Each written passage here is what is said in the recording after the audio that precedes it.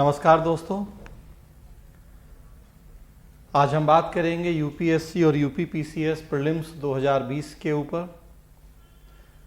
आज क्या फ्रेंड्स, पिछले कई वीडियोस में हम आपसे इसी मुद्दे पर चर्चा कर रहे हैं, क्योंकि इस समय हम लोगों के लिए सबसे महत्वपूर्ण मुद्दा जीवन मरण का प्रश्न यही है। 4 अक्टूबर को यूपीएससी प्रीलिम्स और 11 अक्टूबर को यूपीपीसीएस प्रीलिम्स। साल भर जिस चीज़ का इंतज़ार होता है आपको, हमें, वो बस अब उल्टी गिनती चल रही है उसकी। एक सीरीज हमने शुरू की है आपके साथ की छोटी छोटी बहुत महत्वपूर्ण बातें इन एग्ज़ाम के लिए, जो आपकी सफलता और असफलता में निर्णायक हो सकती हैं। तो हम कोशिश कर रहे हैं कि अपने 25 साल के अनुभव के आधार पर कुछ आपसे छोटे छोटे से टिप्स दूं आपको, कुछ इशूज़ पर चर्चा करूं कि उस तरह की बातें आप ध्यान रखें या उस तरह की गलतियां ना करें लास्ट मोमेंट में, जो आपकी सफलता या असफलता में निर्णायक हो सकती हैं। तो उसी कैटेगरी में आज हम आपसे बात करेंगे रोल ऑफ क्वेश्चन प्रैक्टिस या प्रश्न अभ्यास की भूमिका के ऊपर। फ्रेंड्स, आज से लगभग 15 दिन 16 दिन का समय है आपके पास 4 अक्टूबर के लिए, और फिर 11 अक्टूबर के लिए 6 दिन का समय और उसके बाद होगा। जैसा आप भली भांति जानते हैं कि जो ये समय है, जो ये समय चल रहा है, ये समय वास्तव में रिवीजन का और प्रश्न अभ्यास का ही समय होता है। पिछले वीडियो में मैंने आपसे चर्चा की थी किसी एक वीडियो में कि तब 24 दिन का समय था हमारे पास, अब 16 दिन रह गए हैं, 15 दिन। तो मैंने बताया था कि जीएस और सीसेट है, जीएस के 7 सेक्शन है, कैसे आप लगभग 3-3 दिन डिवाइड कर लीजिए और जो अब तक आपने पढ़ा है उसे रिवाइज कीजिए। और उस रिवीजन का ही पार्ट होगा कि क्वेश्चन प्रैक्टिस कीजिए। कितना क्वेश्चन प्रैक्टिस आप कर रहे हैं, मुझे लगा अलग से मैं आपसे चर्चा कर लूँ इस बात पे कि अभी आपके पास अब 2-2 दिन का समय है एक सेक्शन के लिए। 2 दिन हिस्ट्री, 2 दिन पॉलिटी, 2 दिन ज्योग्राफी।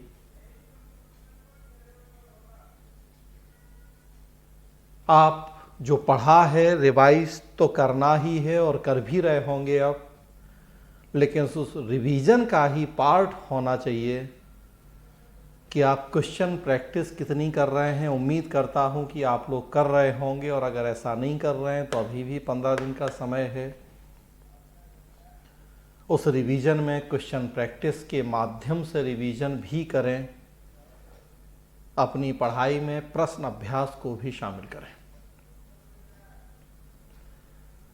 फ्रेंड्स, किसी भी सब्जेक्ट की साइंटिफिकली तैयारी करते हैं, मैं हमेशा से बताता हूं कि आपको 3 काम करने होते हैं।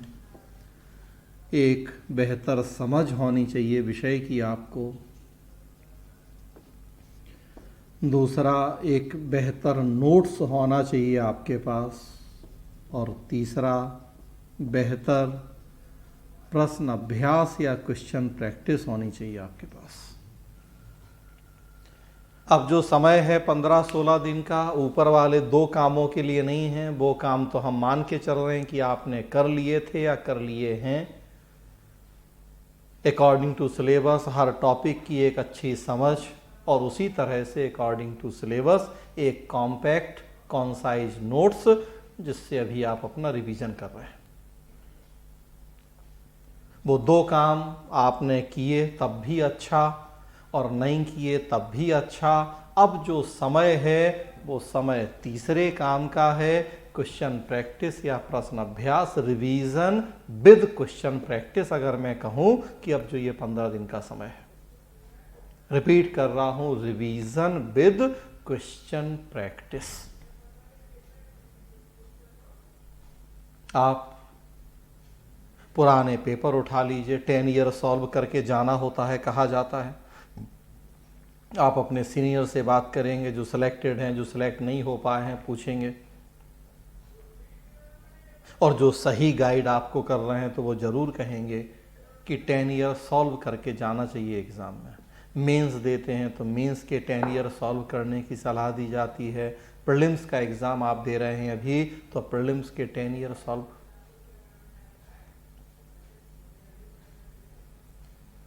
तो 10 ईयर सॉल्व करें, मतलब जो प्रश्न पूछे गए हैं पिछले 10 साल में उनकी प्रैक्टिस कर लें। साथ में मॉडल टेस्ट पेपर भी आप लगाएं। बहुत सारे अब तो टेस्ट सीरीज चलते हैं, मॉडल टेस्ट पेपर ढेरों सैकड़ों हजारों क्वेश्चंस आपको मिल जाएंगे मॉडल टेस्ट पेपर।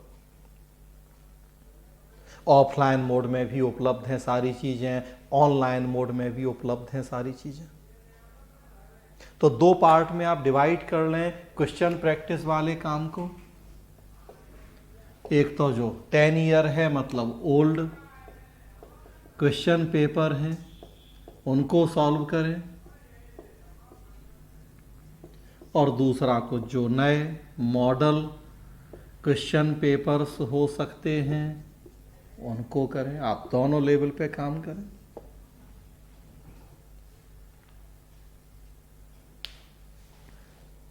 दस साल के पुराने क्वेश्चन आप सॉल्व करेंगे तो आपको कई फायदे हैं।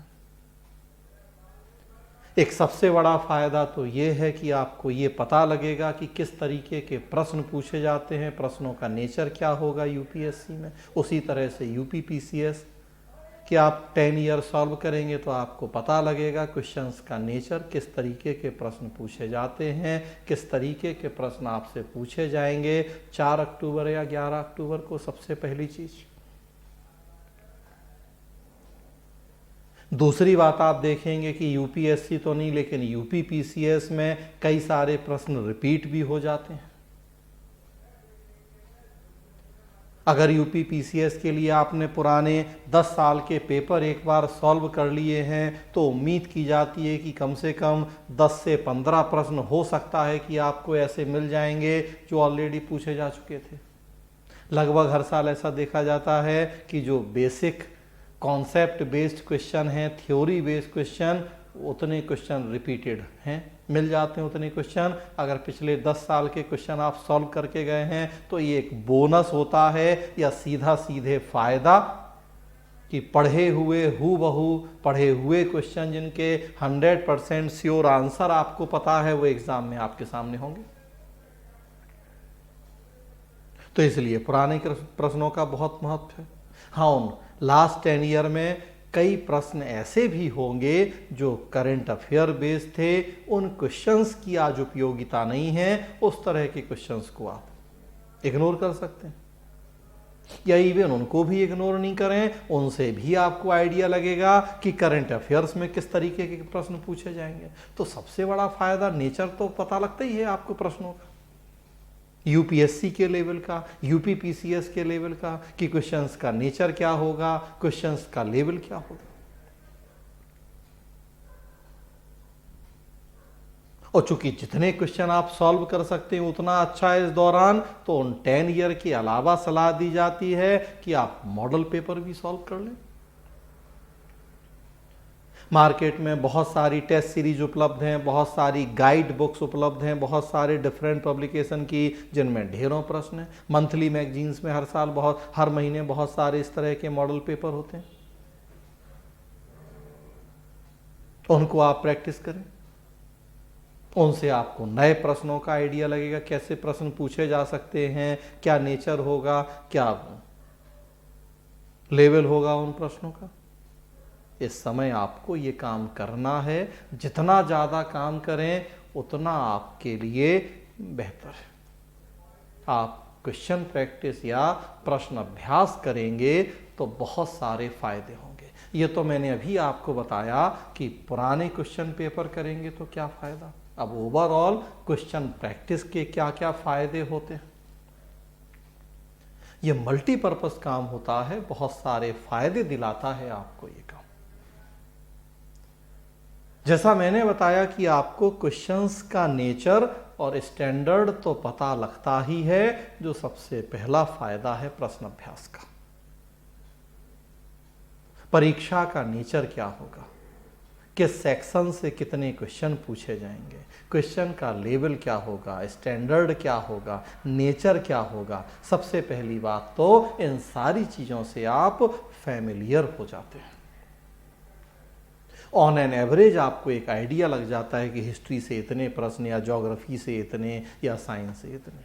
बहुत सारी गाइड्स में, मैगजीन्स में ये सारे काम किए हुए थे, सब्जेक्ट वाइज, टॉपिक वाइज उन्होंने एनालिसिस करके दी है आपको, तो आप उसका मदद ले सकते हैं। दूसरा फ़ायदा भी मैंने बताया कि कई सारे प्रश्न जो इस बीच में आपने सॉल्व किए हैं, हूबहू वैसे प्रश्न आपको रिपीट मिल जाते हैं, तो ये दूसरा फ़ायदा होता है उसका। कुछ और भी बड़े महत्वपूर्ण फ़ायदे हैं प्रश्न अभ्यास करने के।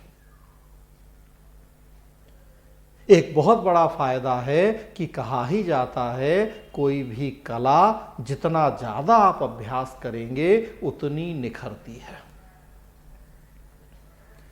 बचपन से आप साइंस या विज्ञान की परिभाषा पढ़ते आए हैं, विशिष्ट व व्यवस्थित ज्ञान। जितना सिस्टेमेटिक नॉलेज हो साइंस या विज्ञान कहा जाता है। और कला, आर्ट, कला की परिभाषा होती है व्यवस्थित या निरंतर अभ्यास, practice, more and more practice. आप देखिए कोई व्यक्ति कितना अपनी कला का अभ्यास करता है निरंतर, उसी आधार पर तय होता है कि वो अपनी कला में कितना माहिर होगा। किसी भी क्षेत्र में देखिए, खिलाड़ी, आईपीएल का जमाना अभी देखे, वो शुरू होना है आईपीएल। टीम कितने दिन पहले पहुंच गई हुई, प्रैक्टिस मैच हो रहे हैं, अभ्यास हो रहे हैं। क्यों? और आजकल तो और जरूरी, क्योंकि 6 महीने से सब बंद था कोरोना की वजह से, 7 महीने से। तो कहा जा रहा है कि अभी क्या फिटनेस की स्थिति होगी खिलाड़ियों की, अब लगेगा पता। गायक हो, रोज सुबह उठ के गाना गाता है, रियाज करता है। वादक हो, किसी भी फील्ड में आप देखिए, बिना रियाज, बिना अभ्यास के वो अपनी कला का परफेक्शन नहीं पाता है, उसमें मास्टरी हासिल नहीं करता है। तो ये भी कला है एक। यूपीएससी की परीक्षा पास करना है, तो बहुत बड़ी कला है। 10 लाख लोगों ने फॉर्म भरा है, 5 लाख 7 लाख परीक्षा में बैठेंगे, और जिसमें से 10,000 8,000 प्री पास करेंगे, फाइनल होते होते 800। तो ये भी तो अपने आप में कितनी बड़ी कला होगी। बिना अभ्यास के आप इस कला के मास्टर नहीं बनेंगे। तो ये एक बहुत बड़ा ये फायदा है कि जितना आप अभ्यास करेंगे ये कला उतनी निखर के आएगी आप में। और एक बहुत बड़ा फायदा, ह्यूमन एरर। अक्सर आप देखेंगे, आप में से जिन लोगों ने अगर पहले भी एग्ज़ाम दिया है तो पाएंगे कि एग्ज़ाम हॉल में कई प्रश्न हम ऐसे गलत कराते हैं जिनके हमें सही आंसर पता होते हैं, लेकिन एग्ज़ाम हॉल का प्रेशर ऐसा होता है कि वो जानते हुए भी गलती हो जाती है। रास्ते में सोचते हैं, घर आते आते पता लगता है, और तब कष्ट होता है कि अरे बताइए, ऐसा बच्चों जैसा प्रश्न हमने गलत कर दिया। ये तो हमने नोट्स में देखा था, ये हमने किताब में पढ़ा था, हूबहू हम जानते थे, फिर भी और हो जाती हैं गलतियां। ह्यूमन एरर कहा जाता है उसे, मानवीय भूल, जो एग्जाम हॉल के प्रेशर में हो जाती है। जितना ज़्यादा आप यहाँ अभ्यास किए रहेंगे, ह्यूमन एरर को मिनिमाइज करने में आपको उतनी ज़्यादा मदद मिलेगी।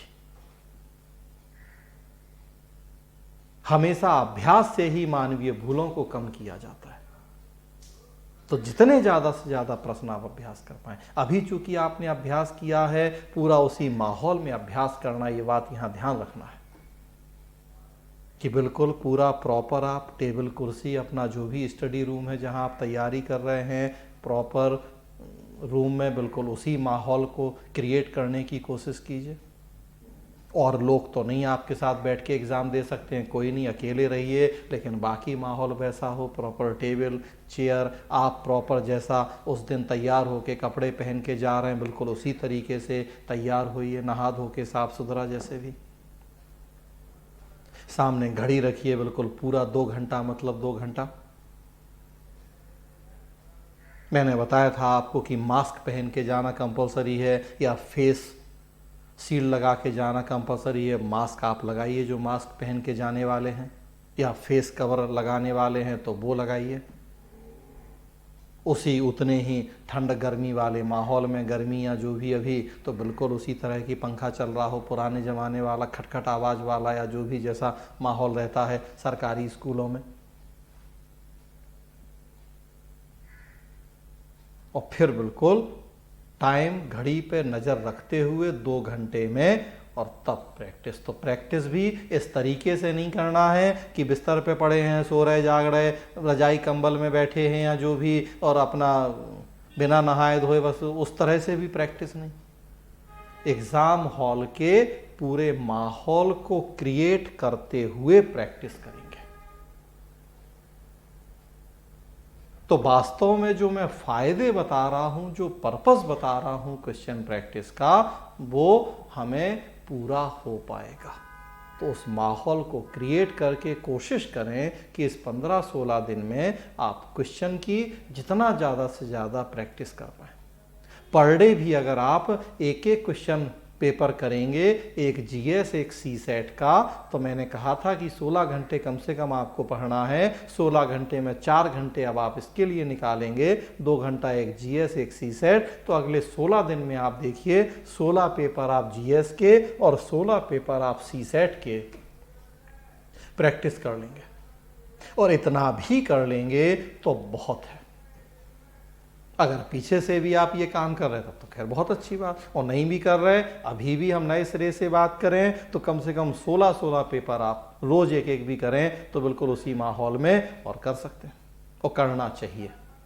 जरूर करें आप ये काम। बहुत सारे फायदे मैं आपको बता रहा हूँ कि कई सारे क्वेश्चन रिपीट हो जाएंगे, आपको नेचर लेवल पता लगेगा, ह्यूमन एरर को आप मिनिमाइज कर पाएंगे। ये कला है, जितने अभ्यास करेंगे उतना सीखेंगे। और फायदे हैं, अभी बात खत्म नहीं हुई है। और एक फ़ायदा है कि जितने क्वेश्चन सही कर लेंगे आपका कॉन्फिडेंस उतना बढ़ेगा। अगर 100 में से आपने 50, 55, 60 क्वेश्चन सॉल्व कर लिए, स्वाभाविक सी बात है आपका आत्मविश्वास उतना बढ़ेगा कि हाँ, अब मैं पूरी तरह से तैयार हूँ प्रीलिम्स के लिए, और केवल एग्ज़ाम जाके एग्ज़ाम में बैठ के मैं खाना पूर्ति फॉर्मेलिटी नहीं करने वाला हूँ, बल्कि मैं परीक्षा पास करने की दौड़ में भी शामिल हूँ। तो आपका कॉन्फिडेंस बढ़ेगा। और इसके साथ साथ जो प्रश्न सही नहीं कर पाएंगे तो आपको अपनी कमियां भी पता लगेंगी। आपको पता लगेगा कि अभी किस सब्जेक्ट के, किस सेक्शन के, किस टॉपिक के कौन से प्रश्न अभी आप सॉल्व नहीं कर पा रहे, या जानते थे क्या गलती हो गई, क्यों गलती हो गई, तो उस पे आप जो फीडबैक मिलेगा वहां से आप उसके अकॉर्डिंग अभी 15-16 दिन का समय है, आप सुधार कर पाएंगे। 16 घंटे में 4 घंटे प्रश्न अभ्यास और 12 घंटे जो कमियां पता लगी हैं उनको सुधारने के प्रयास। रिवीजन उसी में चल ही रहा है आपका। तो मैंने कहा रिवीजन विद क्वेश्चन प्रैक्टिस। जो कमियां पता लगेंगी क्वेश्चन प्रैक्टिस से, उनको सुधारने के उपाय। तो देखिए आप कितने सारे फायदे हैं इस क्वेश्चन प्रैक्टिस के।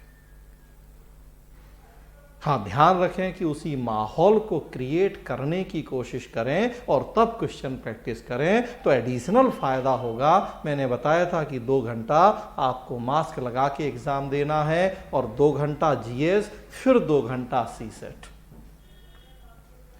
अभी से बिल्कुल आप उसी तरीके से प्रैक्टिस करेंगे तो 4 तारीख को या 11 तारीख को दूसरों की तुलना में ज़्यादा कंफर्टेबल महसूस करेंगे। स्वाभाविक सी बात है कि एग्ज़ाम हॉल में ज़्यादा बेहतर तरीके से परफॉर्म कर पाएंगे। तो फ्रेंड्स, ज़रूर इस बात को फॉलो करें, क्वेश्चन प्रैक्टिस, और बिल्कुल उसी माहौल में क्वेश्चन प्रैक्टिस। आज से रोज़ एक एक पेपर का भी अगर आप टारगेट बना लें, एक जीएस एक सीसेट, तो कम से कम 16-16 पेपर अभी कर सकते हैं। इस बीच में फ़ायदा आपको सामने दिखेगा, बहुत महत्वपूर्ण, बहुत बड़ा फ़ायदा। आज के वीडियो में इतना ही। कैसा लगा वीडियो ज़रूर बताएं, अपने फीडबैक दें, शेयर करें वीडियो, लाइक करें। अगले वीडियो में और एक इशू पे हम आपसे बात करेंगे। तब तक के लिए नमस्कार, धन्यवाद।